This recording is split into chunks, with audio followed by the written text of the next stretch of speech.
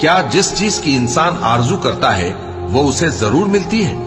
سو آخرت اور دنیا تو اللہ ہی کے ہاتھ میں ہے، اور آسمانوں میں بہت سے فرشتے ہیں جن کی سفارش کچھ بھی فائدہ نہیں دیتی مگر اس وقت کہ اللہ جس کے لیے چاہے اجازت بخشے اور سفارش پسند بھی کرے۔